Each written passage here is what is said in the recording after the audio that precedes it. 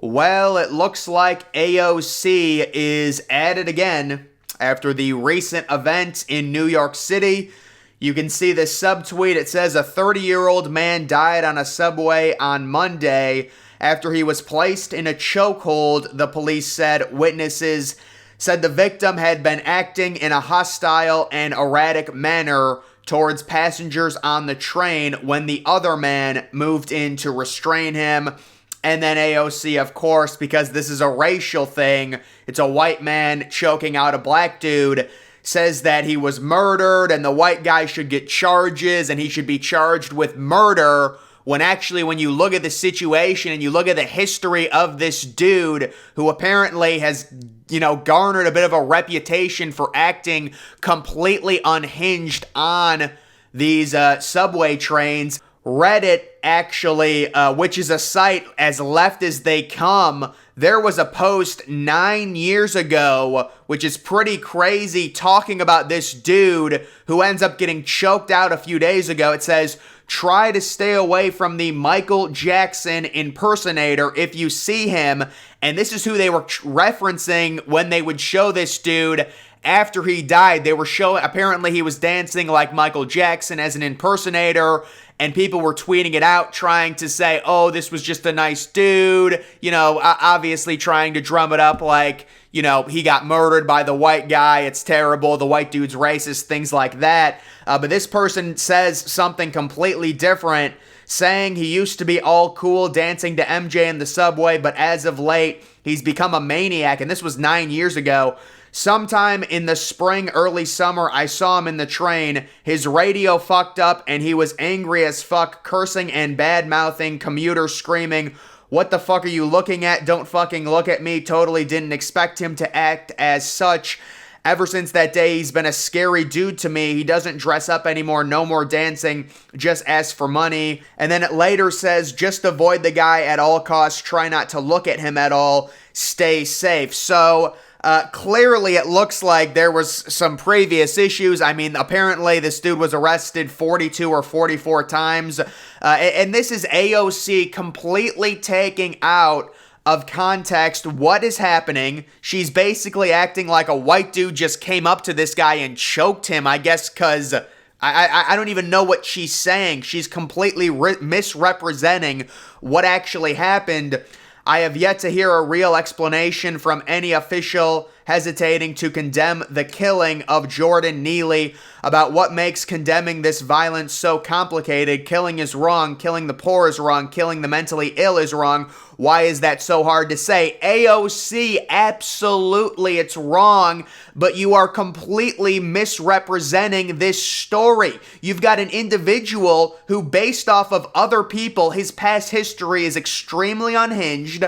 Other people on the train that were witnesses to how this person was behaving were saying he was threatening, he was doing things. If you actually look at the video of him getting choked out, there's actually a black man that is also restraining him. So you are completely misrepresenting what actually happened to try and, I guess, score some type of racial brownie points here and just divide America even more. I just don't understand this. You're smarter than this. Why are you misrepresenting stuff? I understand any politician is going to want to try and twist a story for their personal gain and to make them, look better and to say, oh, this is terrible. Look at this racial problem we have. This dude is mentally ill. Absolutely. There are so many people in America that need help that are mentally ill, but that doesn't give someone who's mentally ill an excuse to make other people feel threatened on public transportation and act completely obnoxious to the point where you're getting arrested 40 times. This is just so ridiculous, and it's just over and over the gaslighting.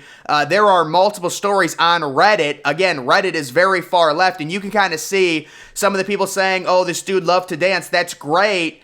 But there was even someone on Reddit, like I just said, in a story talking about this dude, referencing him, saying, yeah, he was an Michael Jackson impersonator. Now he's completely unhinged. So it's fair to speculate that this dude probably said some pretty crazy stuff. And, if you've been arrested 40 times and you have some significant mental health issues, I don't think the situation and how it played out, I don't think this is like It's like AOC is saying, oh, some white guy is racist, so he's just going to go up and choke a black dude because, like, that's just not what happened. You're just misrepresenting the actual story, and the idea that you can claim someone is a murderer when you don't even know a quarter, you don't even know a tenth of the entire thing is ridiculous. And then you've got a black Democratic mayor, Eric Adams, coming out and saying, listen, lady, you have no clue what you're talking about. That's basically what Eric Adams said, and then AOC got all pissy about that response from the New York mayor. So this is all a total mess. It is what it is at this point. And yeah, I mean, AOC just completely misrepresents the situation. You've got to at least, before you go to your little talking point, you need to at least make sure, you know, there's some fact to it. You can't just call people murderers without knowing the story to it. That is completely reckless. And quite frankly, especially someone who's in the government, it's completely unprofessional. But that's where we're at right now in American politics. She's certainly not the only unprofessional person, obviously. And then we've got some other stuff. It's a myth that Joe Biden is actually running for president. He's not.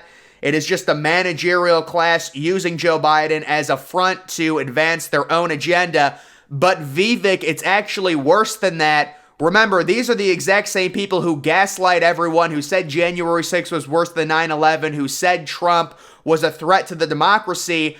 It's actually undermining the democracy when you run Joe Biden, because we all know that if I were to vote for Joe Biden, I'm really not, like, you're not really voting for Joe Biden. The idea that Joe Biden has any say in what happens in America when it comes to politics at this point, at age 81, I mean, you've got to be the dumbest person alive if you think Joe Biden controls anything, even what he eats for breakfast, you're completely lost. That is truly undermining the democracy when you've got Democrats saying, oh yeah, we're going to run Joe Biden. Meanwhile, everyone knows Joe Biden is not doing a single thing in terms of actually influencing or making policy. But no, we're going to run Joe Biden as a front, as a shadow. So really the people that are unknown behind Joe Biden, they're the ones that are going to be doing everything. And then when anything bad happens, Republicans are just going to blame Biden. I don't even blame Biden. How can I? What's the point? What am I going to blame an 81-year-old dude who looks like he should be in a nursing home? I just don't. But that's exactly what they want. That's why they've instilled him. And you do have younger Democrats kind of waking up and being like, this is ridiculous. You have them coming out saying they're not doing any debates. That's not surprising. I mean, Biden is the incumbent. And more so, Biden probably would struggle significantly. I mean, you know, if Biden actually is going to be their guy, it will be hilarious to see how he will do in the presidential debates. Of course, one of the presidential debates in 2020 was canceled due to the pandemic, and Biden also got to face Trump. Could you imagine Biden against someone like Ramaswamy or even DeSantis? I think it would be really ugly. And I think a lot of people in this country are just sick of hearing about Biden. I understand if you are a Democrat, you're pretty much going to vote for the Democrat no matter what. But still, this whole idea like Biden is running in 2024, I mean, come on. The guy is going to be 86 years old, supposedly, by the end of his second term. It's an insult to Americans' intelligence. And again, I understand if you're a Democrat and you're just going to vote for whoever the nominee is no matter what. That is what it is. But the fact that this is where we're at in terms of American politics, we're talking about a dude trying to get reelected in the most powerful position in our country, in the world, at age 82. What do you think of when you think of someone who's 82 years old? First words that come to my mind are nursing home. And I'm not trying to be mean. That's legitimately 82-year-old individual. And that's why I want someone younger like DeSantis or Ramaswamy. I'm not a hypocrite, but I will say, even when you look at it, I know Trump is older. Trump looks a lot younger than Biden. I mean, Trump has aged a lot better. Even if you hate Trump, you have to admit that. We've got this little fun meme, people from California moving to other states. So, listen, I don't know if this is actually true, But there needs to be a study done. Like, people keep talking about the state of Texas being more liberal and a lot of liberals moving from California to Texas. And it does make sense, especially if they're moving from like San Francisco to Austin, because they're similar in terms of cities. They're still liberal cities, stuff like that. But they're saying so many people are moving out of California because the crime is so bad, and it's obvious why. If you're going to be soft on crime, the crime's only going to get worse. If you're going to allow people to steal stuff from stores, you know, that's not going to improve anything. It's like, at a certain point, the whole argument for allowing people to steal is so ridiculous. Like, oh, who cares about Walmart? Who cares about Target? These are major corporations. Why would we want to help them? That's not the point. I don't want to live in a society where someone can just walk in and steal stuff. That is not a healthy society. Is it? Do people seriously think that that's a good, functioning society? Forget about the corporations for a second. Are you kidding me? And then you've got all these people on the left who vote for all the soft crime stuff. They want to defund the police. They move out of those states because they become complete shitholes. Like, I mean, Portland, Oregon, San Francisco. And this is not just anecdotal stuff. There are studies that are out there that say, no, people are leaving California. Like, California lost 1% of its population in 2022. I believe that was the number, and that's a significant number. And then the idea is they're moving into more conservative states, but more liberal cities like Austin, Texas. And then they're because they continue to vote for the exact same crap, the reason they moved is because the place was a shithole. They made the place a shithole by voting for really far left ideas. Now they move to another place and continue to vote for those same ideas that made the last place they lived at a shithole. Now, I don't know if that actually will make like Texas like a liberal state. But the idea of that is really remarkable, and I would like to see studies done just how many people are moving from Portland, Oregon, from San Francisco, from New York City to Texas, you know, to possibly make it liberal. That is an interesting idea. So here's this woman. She says, community notes suck ass. What is wrong with people? How is this added context important here?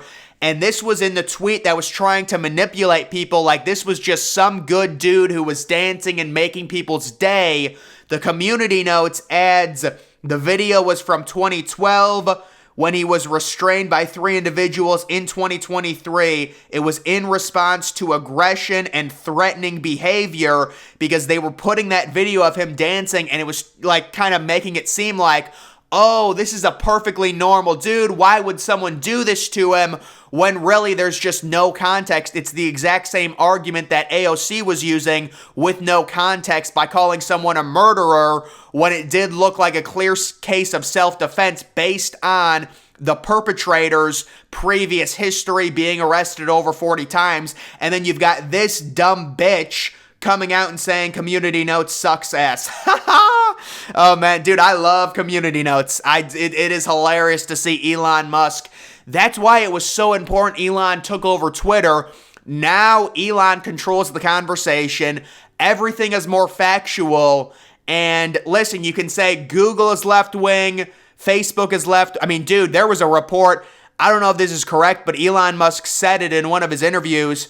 Apparently, the Facebook donated billions or millions of dollars to the Democrats in 2020. I mean, my goodness, folks.